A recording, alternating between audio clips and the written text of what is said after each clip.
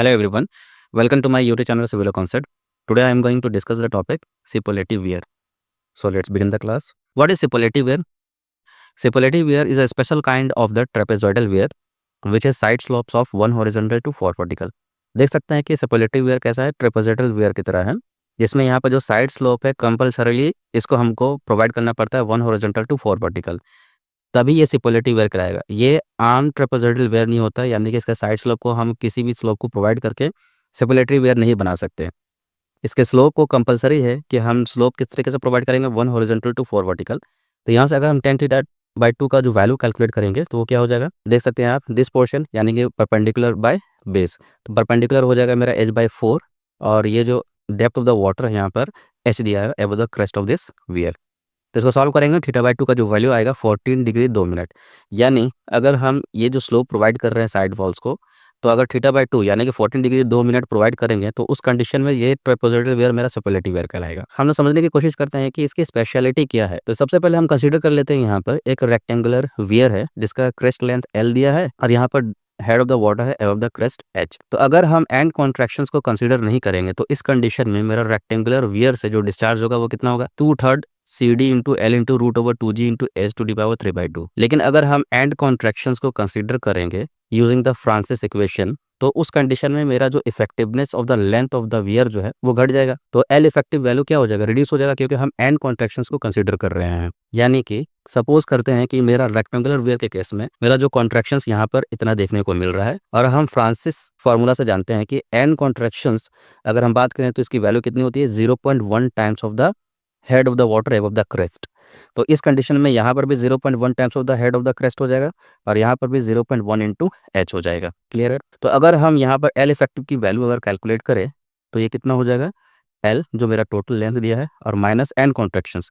तो यहाँ पर कितने एन कॉन्ट्रैक्शन हो रहे हैं, दो हो रहे हैं, तो 0.1 एच प्लस 0.1 एच कितना हो जाएगा, 0.2 एच। तो ये मेरा इफेक्टिव लेंथ हो जाएगा क्रेस्ट का, यानी कि इतना ही पोर्शन मेरा अलाउ करेगा वियर कि इसके ऊपर से पानी बह सके। तो ये हो गया एल इफेक्टिव। तो अगर हम कंसीडर करें एन कॉन्ट्रैक्शन को तो उस कंडीशन में मेरा डिस्चार्ज कितना हो जाएगा, 2/3 of the C D into L की जगह अब एल इफेक्टिव हो जाएगा root over two G into S to the power 3/2। यहाँ पर ध्यान दें कि अगर हम इफेक्टिव लेंथ मेरा एन कॉन्ट्रैक्शन की वजह से जो घट रहा है तो क्या हो रहा है, जिसकी वजह से यहाँ पे जो डिस्चार्ज है क्या हो जाएगा, कम हो जाएगा। तो यहाँ देखिए Q is equal to 2/3 of the C D into L minus 0.2 H root over two G into S to the power 3/2। ये जो वैल्यू हम देख रहे हैं Q is equal to 2/3 of the C D into L minus 0.2 H root over two G into S to the power 3/2। ये कब है, जब हम एंड कॉन्ट्रैक्शंस को कंसीडर कर रहे हैं तब। तो जब हम इसको ओपन करेंगे ब्रैकेट को तो हो जाएगा 2/3 of the C D into L into root over two G into S to the power 3/2। यानी कि हम यहाँ पर कैलकुलेट करना चाहते हैं एक्चुअल में कि मेरा डिस्चार्ज में कितनी कमी आ रही है। तो अब देखिए यहाँ पर इसको अगर ओपन करेंगे तो minus 2/3 C D into 0.2 into H into root over two G into S to the power 3/2। इसको सॉल्व करेंगे 2/15 आ जाएगा, यहाँ पर एच और ये एच दोनों सेम बेस है तो पावर ऐड हो जाएगा तो 5/2 आ जाएगा। तो ये वाला जो पोर्शन हम देख रहे हैं 2/15 into C D into root over two G into S to the power 5/2, तो इसमें क्या है, डिस्चार्ज में इतनी कमी आ रही है।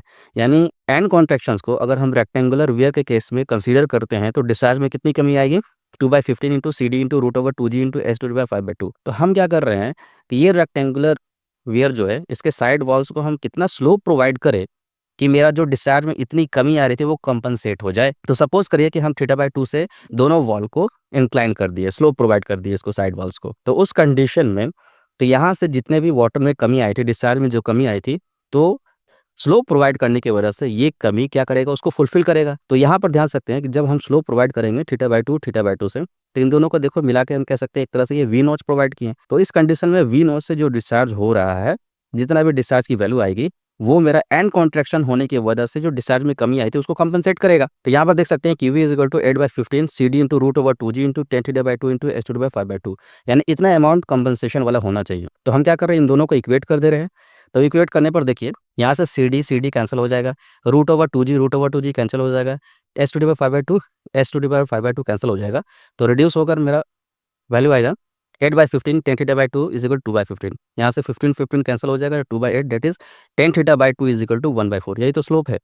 तो 10 थीटा/2 इज इक्वल टू 1/4। थीटा/2 का वैल्यू जब कैलकुलेट करेंगे तो 14 डिग्री 2 मिनट आएगा। तो यही है कि हम इसको साइड वॉल्स को अगर हम इधर 14 डिग्री 2 मिनट से इंक्लाइन कर दे और इधर 14 डिग्री 2 मिनट का स्लोप प्रोवाइड कर दे तो इस कंडीशन में क्या होगा कि जब मेरा रेक्टेंगुलर वेयर में हम एंड कॉन्ट्रैक्शंस को कंसीडर करेंगे तो जितने डिस्चार्ज में कमी आएगी तो ये स्लोप प्रोवाइड करने की वजह से उस कमी को वो पूरा कर देगा। तो इन दैट कंडीशन हम कह सकते हैं कि मेरा अब जब सिपोलेटिव वेयर के कंडीशन में, यानी कि सिपोलेटिव वेयर है, तब उस कंडीशन में मेरा जो डिस्चार्ज हो जाएगा वो कितना हो जाएगा, क्योंकि इसी वैल्यू को तो कंपनसेट कर रहे हैं, यानी कि वी नॉच प्रोवाइड करके हम इस वैल्यू को कंपनसेट कर रहे हैं, यानी मेरा डिस्चार्ज कितना हो जाएगा, इतने के बराबर हो जाएगा। तो ये हो जाएगा 2/3 CD into L into root over 2G into S to the power 3/2।